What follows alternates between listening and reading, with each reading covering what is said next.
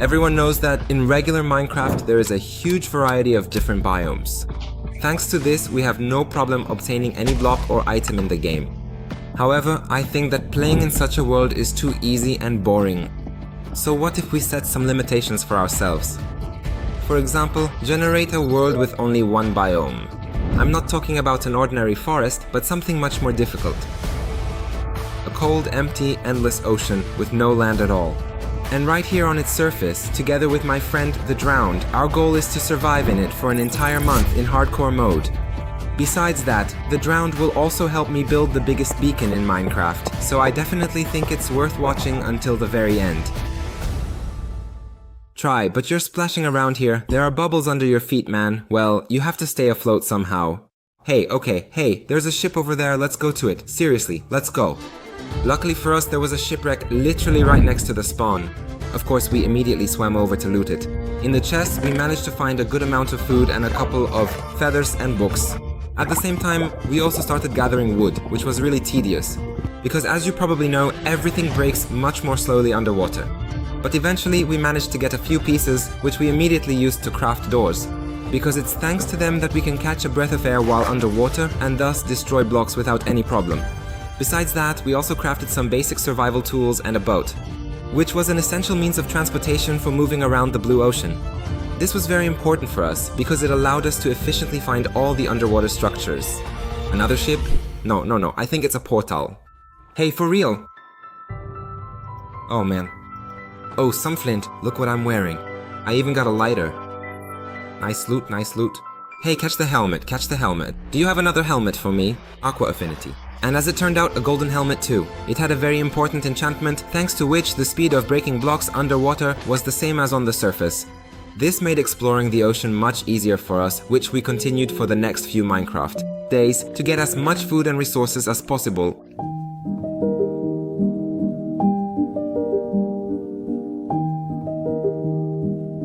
At that point, we decided that we had enough equipment to head to the Nether.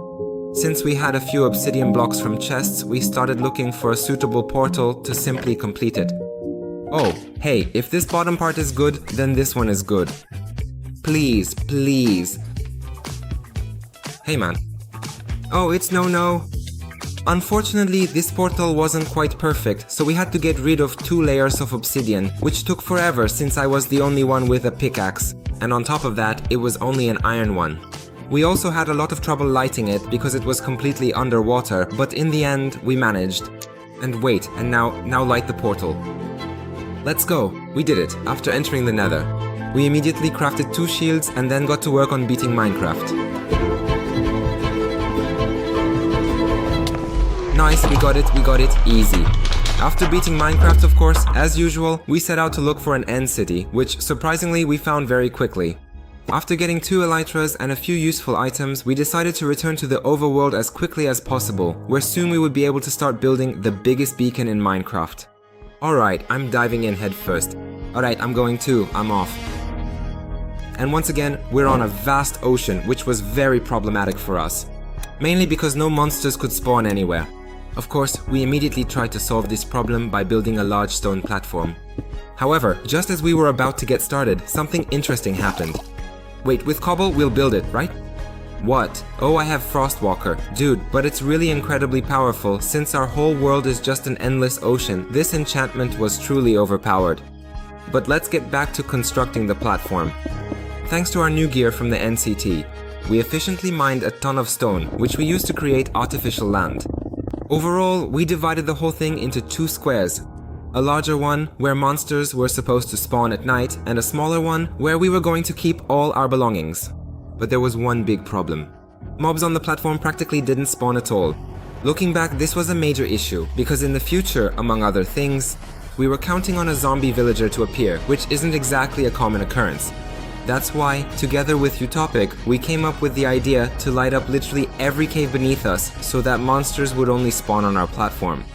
I won't hide the fact that this took up a lot of our time, but the upside is that during the whole process we managed to collect a full set of items needed to build the gunpowder farm.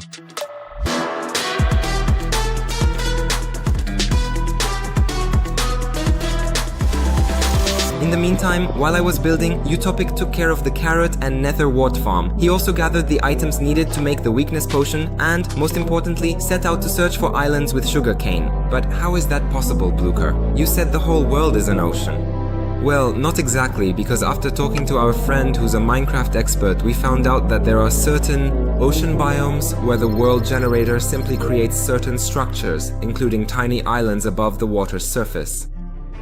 Hey dude, I see something. No way, what? I've got it. No way. Grass block and sugarcane, let's go. Seriously? Yes. For us, this meant that after collecting grass blocks from the drowned, we could finally build a small island where animals were able to spawn. Besides that, we also gained access to sugarcane, which we immediately used to make a weakness potion. We wanted to use it right away on the zombie villager, but as usual, we had to wait because it just wouldn't spawn no matter what. Is 2 just like 2? Dude, it just flooded here. Yeah, 2 is, hey, best kid. We need to build this in. Wait, I'm killing these monsters here. Alright, I'll make a room here. Oh. Okay. There's still one more down there, look. Hey Beskid, because I have a tag on him. Oh man, that's a drowned. Maybe, watch out dude, there's an army up top. Oh man, pass it over there. I walled him in there. He's completely isolated, there's no water on him. Alright, I'll get a tag on them. Unfortunately, as you can see, the second villager was completely underwater, which meant we couldn't breed them. We had to transport him up as quickly as possible. Doing this as a duo would have made no sense, so Utopic used this time to AFK at the gunpowder farm. And as for me, besides bringing the villager up, I bred them and gave them interesting professions. Thanks to that, in the end, 2 villagers were selling mending and unbreaking. And the third one traded sticks for emeralds. This gave us the opportunity to create an elytra with the best enchantments. This was a key moment because thanks to it, we were able to effectively carry out the next part of our plan, which involved building a huge iron farm and then creating the biggest beacon in Minecraft. The idea was very demanding, so we gathered all the items as quickly as possible and started building the gigantic farm.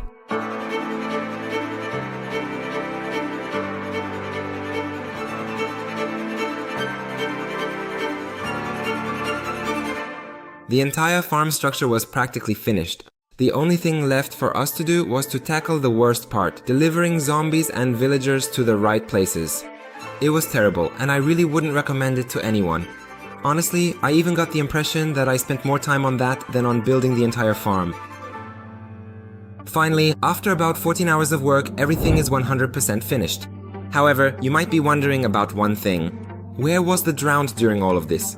So, we decided that it would be smart for only one person to handle building the entire farm, while the other, at the same time, would collect shulker shells in the end city to make as many shulker boxes as possible to store the iron. Hey, how many shulkers did you collect? 2.5 chests, 2.5 chests. Seriously? Yeah. As you can see, Utopic really did an outstanding job, but that still wasn't the end of the hard work. To even start building the biggest beacon, we first had to get wither skeleton skulls. Here, we actually got pretty lucky, because Utopic happened to get one of them by accident at the beginning of our adventure. But we were still missing 2 to complete the set, so we immediately headed to the Nether and then to the fortress, where in the end, we managed to get everything we needed. Soon after, we spawned the Wither to get a Nether star, which in turn was needed to craft the beacon.